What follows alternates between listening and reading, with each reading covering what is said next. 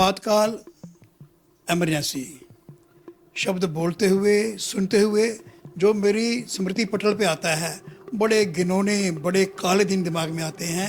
पूरे देश की लोकतंत्र को दबा दिया गया था, मीडिया का गला घोंट दिया गया था। आम आदमी डरते बाहर नहीं निकलता था किसको कहाँ से पकड़ के ले जाएंगे, चाहे वो अनमैरिड हो, चाहे मैरिड हो, युवा हो या बूढ़ा हो, सबकी नसबंदी कर दी जाती थी। और देश भर में ये दौर दौरा चल रहा था। हर कोई आदमी परेशान था, कोई रास्ता नहीं था, नो दलील, नो वकील, नो अपील। किसी कोर्ट में आप जा नहीं सकते थे। अदालतों के दरवाजे आम लोगों के लिए बंद कर दिए गए थे और संविधान को बंद करके अलमारी के अंदर रख दिया गया था। लोगों के फंडामेंटल राइट्स जो थे वो छीन लिए गए थे। वो कितना काला दौर था। देश की आज़ादी के लिए, देश में लोकतंत्र के लिए कितनी बड़ी कुर्बानियाँ हुई हैं। कई सदियों तक हम लड़ते रहे हैं। अब जब देश में आज़ादी आई तो उसको पंगु बना दिया गया। ये बात आम लोगों को सहन नहीं होती थी। उन परिस्थितियों को कहा गया था आपातकाल। आपातकाल किसके लिए था? इमरजेंसी किसके लिए थी? आम लोगों के लिए। आफत किसके लिए थी? सरकार में बैठे हुए लोगों के लिए। ये परिस्थिति आने से पहले जो देश के अंदर हालात थे, परिस्थितियां थी, थोड़ा मैं उसके बारे में बताना चाहूँगा। खास करके नौजवानों को, आज हमारे साथ ज़रा अन्याय होता है तो हम कोर्टों में चले जाते हैं, हम आवाज़ बुलंद करते हैं। ये सारे अधिकार छीन लिए गए थे। वह ये था कि देश के अंदर घूसखोरी इतनी ज़्यादा थी कि हर कोई आदमी परेशान था। महंगाई, बेरोज़गारी, गरीबी और ऊपर से मिस गवर्नेंस। तो उसके कारण आम आदमी देश का अपने आप को ठगा हुआ महसूस करता था कि क्या इसके लिए हमने इतना बड़ा संघर्ष किया है। उन्हीं दिनों अहमदाबाद में, गुजरात की राजधानी में अहमदाबाद में, कुछ छात्रों, युवाओं ने मिलकर नवनिर्माण संघर्ष समिति बनाई, क्योंकि उन दिनों वहाँ चिमनभाई पटेल की सरकार थी और करप्शन बड़े जोरों पर थी। और वहाँ के विद्यार्थियों ने नवनिर्माण संघर्ष समिति बनाई।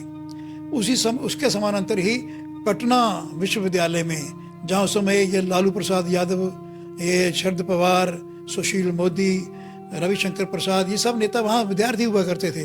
वहाँ भी आंदोलन शुरू हुआ। उसका नाम पड़ गया छात्र युवा संघर्ष समिति। सड़कों पे विद्यार्थी आ गए और आम लोगों की सिंपैथी उनके साथ थी। उनकी बात में सच्चाई थी, सदाकत थी। वो देश की परिस्थिति बदलना चाहते थे।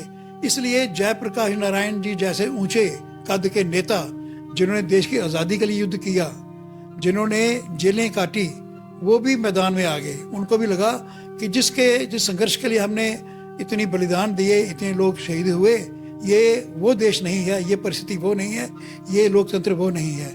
तो जयप्रकाश नारायण जी भी उतर गए आंदोलन के अंदर, जुलूस निकलने लगे। अब जयप्रकाश नारायण जी जब आए तो एक बहुत बड़ी रैली हुई पटना के अंदर, ऐतिहासिक रैली, पटना के गांधी मैदान में। उसमें तत्कालीन पुलिस ने लाठीचार्ज किया।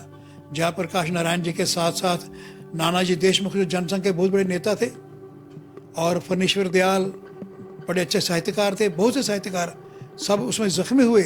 तो ये जब अखबारों में फ़ोटो छपा, जयप्रकाश नारायण जी नीचे गिरे हुए हैं और ऊपर से लाठियाँ बरसाई जा रही हैं, तो देश के अंदर एक आक्रोश फैला। वो आक्रोश इस प्रकार का फैला कि वो शहरों से निकल के ये आंदोलन गांव-गांव तक पहुंच गया। किसान लोग शामिल हो गए, मजदूर लोग शामिल हो गए, ये हमारे जो एम्प्लॉइज़ हैं वो शामिल हो गए। उन्हीं दिनों 14 जून को इलाहाबाद हाई कोर्ट का एक फैसला आया, जिसमें कोर्ट ने ये होल्ड किया कि श्रीमती इंदिरा गांधी का रायबरेली का जो चुनाव है उसमें भ्रष्ट तरीके अपनाए गए, उसमें सरकारी मशीनरी का दुरुपयोग किया गया और श्रीमती इंदिरा गांधी को कहा गया कि you are no more MP, आप बाहर हो जाइए, आने वाले 6 साल के लिए आप चुनाव नहीं लड़ सकेंगे। मेरा मतलब है कि अनसीट कर दिया गया। अब श्रीमती इंदिरा गांधी, जवाहरलाल नेहरू जी की लाडली, देश की प्रधानमंत्री, वो कब सहन कर सकती थी कि अधिकार उनके हाथ से छीन लिए जाए। उनको बिना हथियार के, बिना सत्ता के वो रह नहीं सकती थी। उन्होंने तुरंत अपने वकीलों से बात करके और सुप्रीम कोर्ट में अपील कर दी। अब सुप्रीम कोर्ट में क्या हुआ कि उन्होंने इलाहाबाद हाई कोर्ट के उस फैसले को निरस्त नहीं किया, थोड़ा अमेंड किया कि आप प्रधानमंत्री के तौर पर कंटिन्यू कीजिए, परंतु आप तनख्वाह नहीं ले सकेंगी, पार्लियामेंट को एड्रेस नहीं कर सकेंगी और प्रधानमंत्री की कुर्सी पर भी नहीं बैठ सकेंगी। अब ये स्थिति भी उनके लिए असहाय थी। ये 24 जून की बात है। और 24 जून रातों रात SS रे एक मुख्यमंत्री थे बंगाल के, उनकी सलाह पर यह तय हो गया कि देश में आपातकाल आर्टिकल 352 के अंतर्गत लगाया जाए, इंटरनल डेमोक्रेसी। और वो इंटरनल डेमोक्रेसी का ड्राफ्ट तैयार किया गया और फखरुद्दीन अली अहमद जो हमारे प्रेसिडेंट थे वो नहा रहे थे तो उनको बुला के बाहर उनसे साइन करवा के, और श्रीमती इंदिरा गांधी का रेडियो पे अनाउंसमेंट हुई कि राष्ट्रपति ने देश के अंदर आपातकाल लगा दिया गया है। भाइयों और बहनों, राष्ट्रपति जी ने आपातकाल की घोषणा की है। इससे आतंकित होने का कोई कारण नहीं है।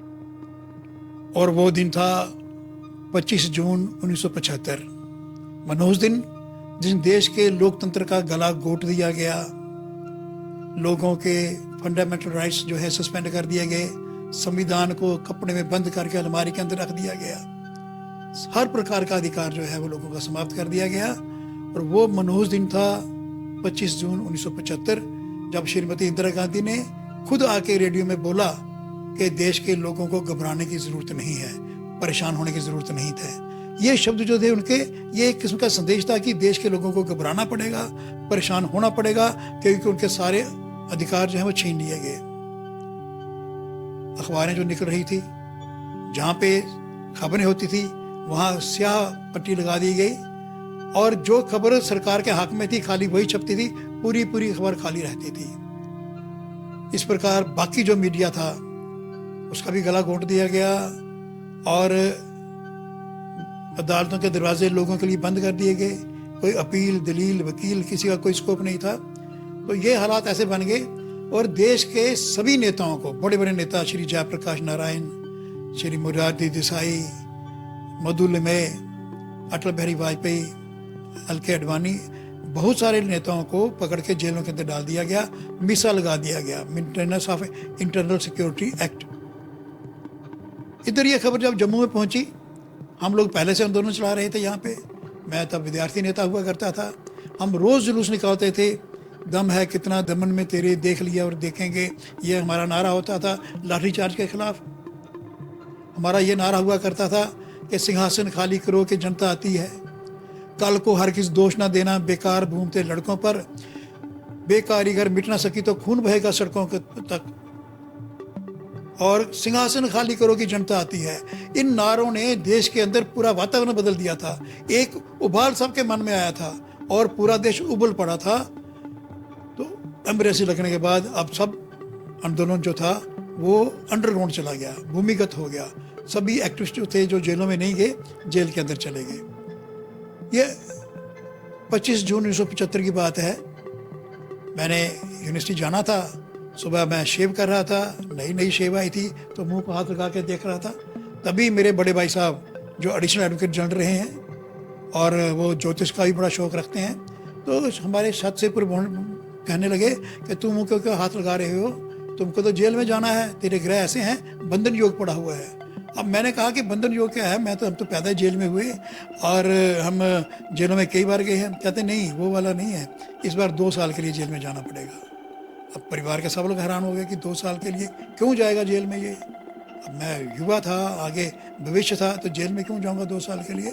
उनका कहना था कि बड़ी एक सुंदर औरत जो उम्र में मुझसे बड़ी होगी वो तुम्हारी शिकायत करेगी, तुम जेल में जाओगे, हथकड़ी लगा के पूरे शहर में घुमाया जाएगा, लेकिन तुम्हारी बेइज्जती नहीं होगी, तुम्हारा सम्मान बढ़ेगा।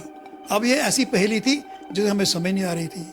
वो सुंदर औरत कौन थी, वो शक्तिशाली औरत कौन थी, जिसके कारण मेरे जैसे कई नौजवान जेलों में डाल दिए गए, देश के नेताओं को जेल के अंदर डाल दिया गया और देश को पंगु बना दिया गया। ये मैं बताऊंगा अगले एपिसोड में, अपनी एमरजेंसी संबंधित कहानियों को सुनाते हुए।